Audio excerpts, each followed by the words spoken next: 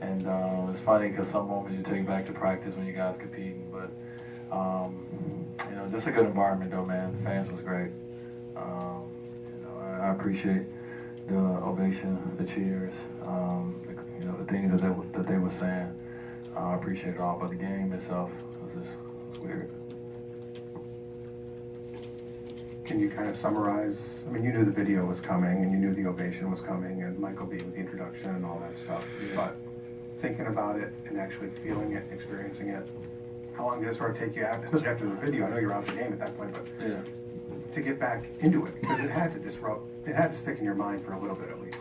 That wasn't even the part that did, anything. It was more so just seeing so many familiar faces, man. You see people that you've been seeing for years, sitting in certain seats. People that before certain games, they like to give you eye contact, like to do their own, ritual with you. Just a lot of things like that. That probably was the thing that was like the weirdest, being from on the other side of the lens. The video was cool, but we was already in the game by then. Your competitiveness is already in the game.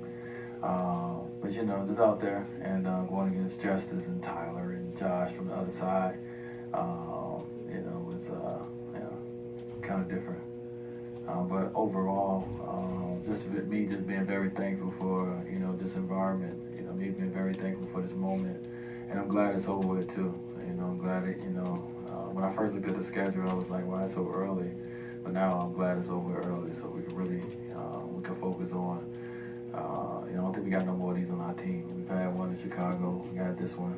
Unless Tibbs coming back to Chicago would be something, but besides that, I think we're in the clear now. Going to your left here, Spo got a bit emotional and saying he's kicking himself for not getting UD into the game. What would that have meant to compete against him? Yeah, I wish I'd got that opportunity, man. That's what I was probably looking forward to the most. Was just to see him on the other side.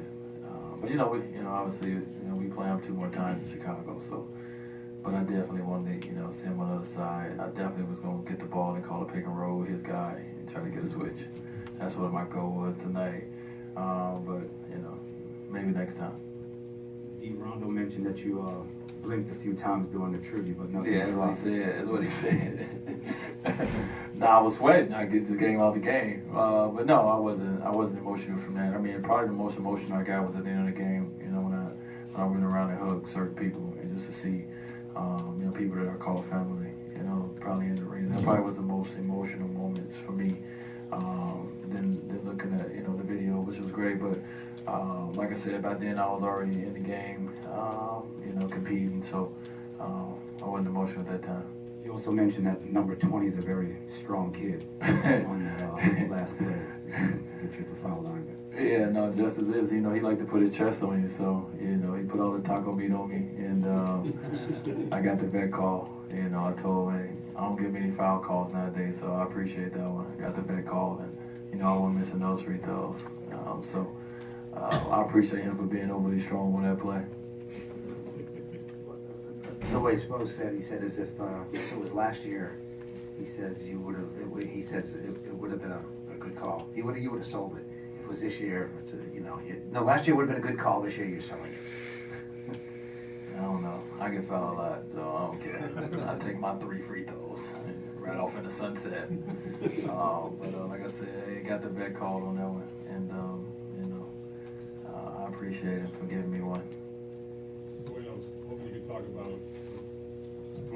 talk about Jimmy's shot to get down the stretch and his ability to close this game out, and also a couple of the players and Fred talk about the film session you guys had this morning, kind of reviewing the first quarter last night. How important was that moving forward for your guys' defense? Yeah, well, to answer the first question, me and Jimmy was, we went to him down the stretch, and he was big for us. He got the ball in his comfort areas, and that's what we wanted to do.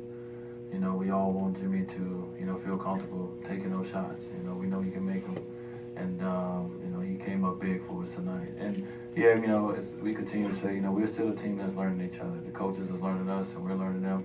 So moments like today, being able to break down the whole first quarter in Atlanta, and just seeing kind of the things that we can get better at. When you're out there in the game, sometimes you see it maybe a little different, but when you get to watch film, we all seeing it from the same lens. And I thought we learned from it today, and I thought we made the adjustments that we needed to make.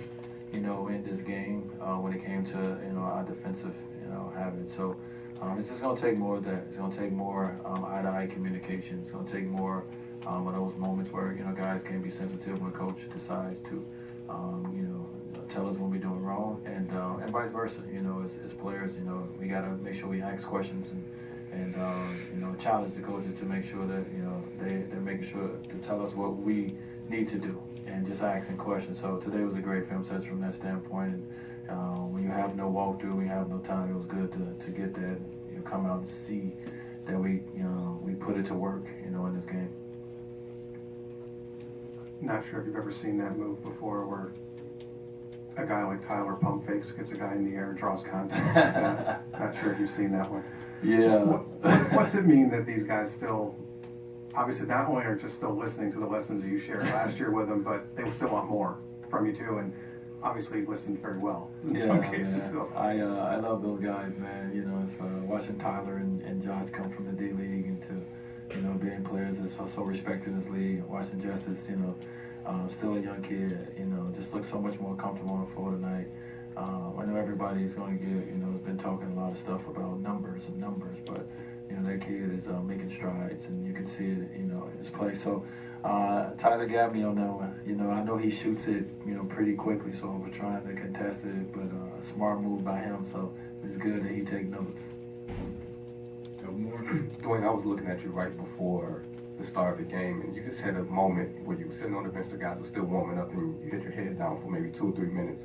What was going through your mind? Because someone actually had to tap you and ask you if you were okay. Is that an emotional thing? You know, I do that. You know, at certain times, just take an opportunity just to be thankful. You know, of, you know, the stage that I'm put on. You know, I never want to take it for granted. You know, even though tonight was, you know, not a night that a lot of people expected to happen. You know, probably at the end of May or whenever the playoffs ended. It was a night that I appreciated. You know, from a standpoint of just the love and support. So just a moment to just say to thank you, to thank my God, and, you know, thank, you know, for putting me, you know, in this situation. So that's all I was doing. All right. Well, guys, it was lovely seeing you guys, and I appreciate it. And, peace.